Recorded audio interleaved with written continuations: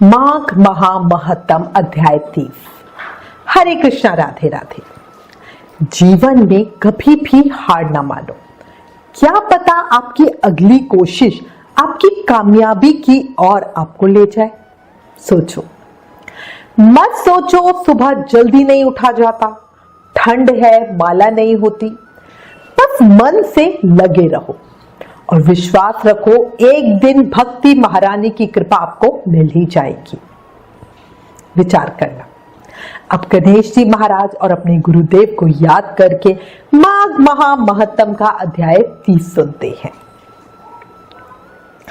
भक्ति का है नाम गणेशा, शक्ति का है नाम गणेशा, खुशियों का है नाम गणेशा, सुख का है धाम गणेशा। बोला गणेश जी महाराज की जय।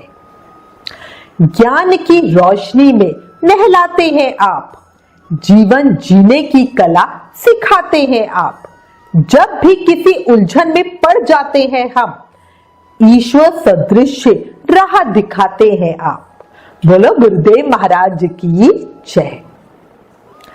कल हमने माघ महामहत्तम के अध्याय 29 में महात्मा पुष्कर के द्वारा नरक में पड़े हुए जीवों के उद्धार की बहुत सुंदर कथा का श्रवण किया था। अब आगे महात्मा पुष्कर द्वारा नरक के जीवों की उद्धार कथा का विवरण सुनकर राजा दिलीप महर्षि वशिष्ठ जी से बोले, हे मुने, आप इक्ष्वाकु वंश के गुरु और महात्मा हैं, आपको बारंबार नमस्कार है। माघ स्नान करने वालों के लिए कौन कौन से मुख्य तीर्थ हैं, उनका विस्तार के साथ वर्णन कीजिए, वो मैं सुनना चाहता हूँ। महर्षि वशिष्ठ जी ने कहा, राजन, माघ मास आने पर बस्ती से बाहर जहां कहीं भी जल हो, उसे सब ऋषियों ने गंगा जल के समान बतलाया है। तथापि मैं तुमसे विशेषतः माघ स्नान के लिए मुख्य मुख्य तीर्थों का वर्णन करता हूं। पहला है तीर्थराज प्रयाग। ये बहुत विख्यात तीर्थ है। प्रयाग सब तीर्थों में कामना की पूर्ति करने वाला तथा धर्म अर्थ काम मोक्ष चारों पुरुषार्थों को देने वाला है। इसके सिवा नैमिषारण्य, कुरुक्षेत्र, हरिद्वार, उज्जैन, सरयू, यमुना, द्वारका, अमरावती, सरस्वती और समुद्र का संगम, गंगा सागर संगम, कांची, त्र्यंबकम तीर्थ, सप्त गोदावरी का तट, कालंजर, प्रभास, बद्रिकाश्रम, महालय, ओंकार क्षेत्र, पुरुषोत्तम क्षेत्र, जगन्नाथपुरी, गोकर्ण, भगुकर्ण, भृगतृंग, पुष्कर, त्रिंगभद्रा, कावेरी, कृष्णा, वेणी, नर्मदा, स्वर्णमुखरी तथा वेगवती नदी, ये सभी माघ मास में स्नान करने के लिए मुख्य तीर्थ है। गया नामक जो तीर्थ है वो पितरों के लिए तृप्तिदायक और हितकर है। ये भूमि पर विराजमान तीर्थ है जिनका मैंने तुमसे वर्णन किया। राजन, अब मानस तीर्थ बतलाता हूं। मानस तीर्थ मतलब मानसिक रूप से। सुनो, उनमें भली भांति स्नान करने से मनुष्य परम गति को प्राप्त होते हैं। कौन कौन से हैं तीर्थ? सत्य तीर्थ, क्षमा तीर्थ, इंद्रिया निग्रह तीर्थ, सर्वभूत दया तीर्थ, सरलता तीर्थ, दान तीर्थ, दम तीर्थ, संतोष तीर्थ, ब्रह्मचार्य तीर्थ, नियम तीर्थ, मंत्र जप तीर्थ, प्रिय भाषण तीर्थ, ज्ञान तीर्थ, धैर्य तीर्थ, अहिंसा तीर्थ, आत्म तीर्थ, ध्यान तीर्थ और शिव स्मरण तीर्थ, ये सभी मानस तीर्थ हैं। मन की शुद्धि सब तीर्थों से उत्तम तीर्थ है। शरीर से जल में डुबकी लगा लेना ही स्नान नहीं कहलाता। जिसने मन और इंद्रियों के संयम में स्नान किया है, वास्तव में उसी का स्नान सफल है, क्योंकि वो पवित्र और स्नेह युक्त चित्त वाला माना गया है। जो लोभी, चुगलखोर, क्रूर, दंभी और विषय लोलुप है, वो संपूर्ण तीर्थों में स्नान कर भी पापी और मलिन ही बने रहते हैं। केवल शरीर की मैल छुड़ाने से मनुष्य निर्मल नहीं होता, मन की मैल धुलने पर ही वो अत्यंत निर्मल होता है। जलचर जीव जल में ही जन्म लेते हैं और उसी में मर जाते हैं, किंतु इससे वो स्वर्ग में नहीं जाते, क्योंकि उनके मन की मैल नहीं धुली हुई है। इसमें महर्षि वशिष्ठ साफ बता रहे हैं कि जो पानी के अंदर जीव रहते हैं वो तो हर समय पानी में रहते हैं, इससे उनके मन की मैल नहीं छूटती, इसलिए वो स्वर्ग में नहीं जाते। तो माघ स्नान का कतई मतलब नहीं है कि बस नहा लिया और बाकी हम सब गलत काम कर रहे हैं। विषयों में जो अत्यंत आसक्ति होती है उसी को मानसिक मल कहते हैं, मतलब गंदगी। विषयों की ओर से वैराग्य हो जाना ही मन की निर्मलता है। दान, यज्ञ, तपस्या, बाहर भीतर की शुद्धि और शास्त्र ज्ञान भी तीर्थ ही है। यदि अंतकरण का भाव निर्मल हो तो ये सब के सब तीर्थ ही है। जिसने इंद्रियां समुदाय को काबू में कर लिया है वह मनुष्य जहां जहां निवास करता है वहीं वहीं उसके लिए कुरुक्षेत्र, नैमिषारण्य और पुष्कर आदि तीर्थ प्रस्तुत है। जो ज्ञान से पवित्र, ध्यान रूपी जल से परिपूर्ण और राग द्वेष रूपी मल को धो देने वाला है, ऐसे मानस तीर्थ में जो स्नान करता है वो परम गति को प्राप्त होता है। राजन, ये मैंने तुम्हें मानस तीर्थ के लक्षण बतलाए हैं। अब भूतल के तीर्थों की पवित्रता का कारण सुनो। जैसे शरीर के कुछ भाग परम पवित्र माने गए हैं, उसी प्रकार पृथ्वी के भी कुछ स्थान अत्यंत पुण्यमय माने जाते हैं। भूमि के अद्भुत प्रभाव, जल की शक्ति और मुनियों के अनुग्रह पूर्वक निवास से तीर्थों को पवित्र बताया गया है। इसलिए भौम और मानस सभी तीर्थों में जो नित्य स्नान करता है वो परम गति को प्राप्त होता है। प्रचुर दक्षिणा वाले अग्निष्ठ होम आदि यज्ञों से यजन करके भी मनुष्य उस फल को नहीं पाता जो उसे तीर्थ में जाने से प्राप्त होता है।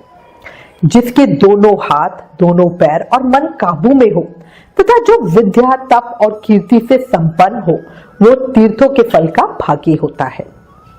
श्रद्धा पूर्वक एकाग्रचित हो तीर्थों की यात्रा करने वाला धीर पुरुष कृतघ्न यानी किए हुए उपकार को न मानने वाला हो तो भी शुद्ध हो जाता है।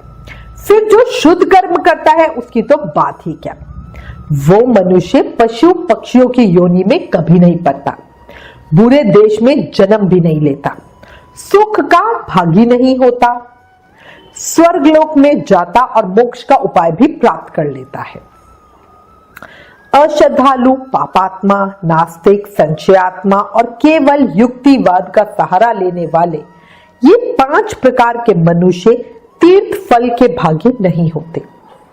जो शास्त्रोक्त तीर्थों में विधि पूर्वक विचरते हैं और सब प्रकार के द्वंद्वों को सहन करते हैं वे धीर मनुष्य स्वर्गलोक में जाते हैं। तीर्थ में अर्ध और आवाहन के बिना ही श्राद्ध करना चाहिए, वो श्राद्ध के योग्य काल हो या ना हो। तीर्थ में बिना विलंब किए श्राद्ध और तर्पण करना उचित है, उसमें विघ्न नहीं डालना चाहिए। अन्य कार्यों के प्रसंग से भी तीर्थ में पहुंच जाने पे स्नान करना चाहिए। आप अगर किसी काम से जा रहे हो तीर्थ पे तो भी आपको स्नान करना है। ऐसा करने से तीर्थ यात्रा का नहीं पर तीर्थ स्नान का फल जरूर मिलेगा। तीर्थ में नहाने से पापी मनुष्यों के पापों की शांति होती है। जिनका हृदय शुद्ध है उन मनुष्यों को तीर्थ शास्त्रोक्त फल प्रदान करने वाला होता है। जो दूसरों के लिए तीर्थ यात्रा करता है वो भी उसके पुण्य का 16वां अंश प्राप्त कर लेता है। कुशा की प्रतिमा बनाकर तीर्थ के जल में उसे स्नान करावे, जिसके उद्देश्य से उस प्रतिमा को स्नान कराया जाता है वो पुरुष तीर्थ स्नान के पुण्य का 8वां भाग प्राप्त कर लेता है।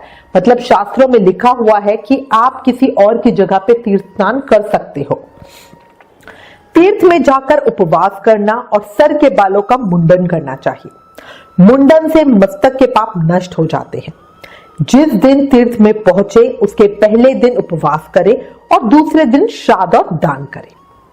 तीर्थ के प्रसंग में मैंने श्राद्ध को भी तीर्थ बतलाया है। ये स्वर्ग का साधन तो है ही, मोक्ष प्राप्ति का भी उपाय है। इस प्रकार नियम का आश्रय ले माघ मास में व्रत ग्रहण करना चाहिए और उस समय ऐसे ही तीर्थ यात्रा करनी चाहिए। माघ मास में स्नान करने वाला पुरुष सब जगह कुछ ना कुछ दान अवश्य करे। बेर, केला और आंवले का फल, सेर भर घी, सेर भर तिल, पान, 16 सेर चावल, कुमड़ा और खिचड़ी, ये 9 वस्तुएं प्रतिदिन ब्राह्मण को दान करनी चाहिए। जिस किसी प्रकार हो सके माघ मास को व्यर्थ नहीं जाने देना चाहिए।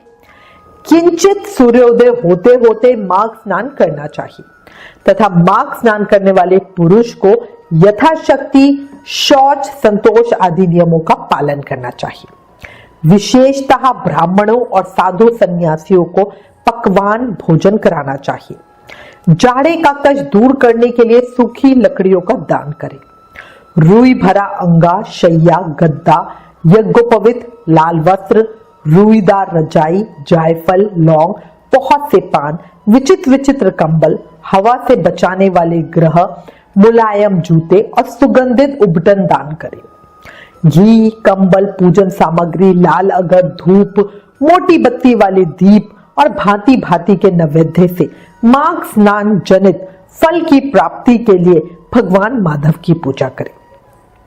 माघ मास में डुबकी लगाने से सारे दोष नष्ट हो जाते हैं और अनेकों जन्मों के उपार्जित संपूर्ण महापाप तत्काल विलीन हो जाते हैं। ये माघ स्नान ही मंगल का साधन है।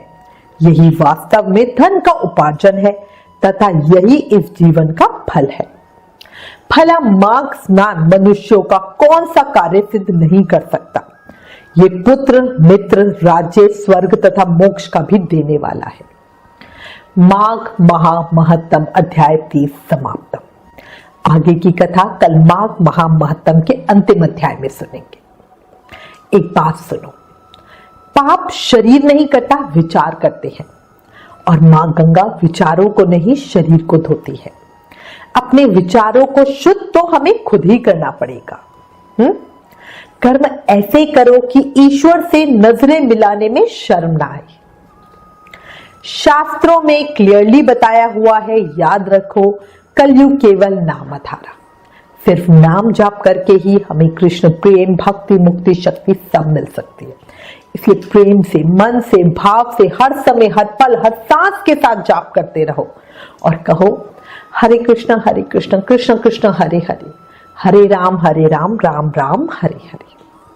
लास्ट में रिक्वेस्ट है, प्लीज इन वीडियोस को अधिक से अधिक शेयर करके सबको माघ मास का महत्व बताओ, सबका भला करो, ये भी एक सेवा है। Please like, share and subscribe. Thank you. Hare Krishna.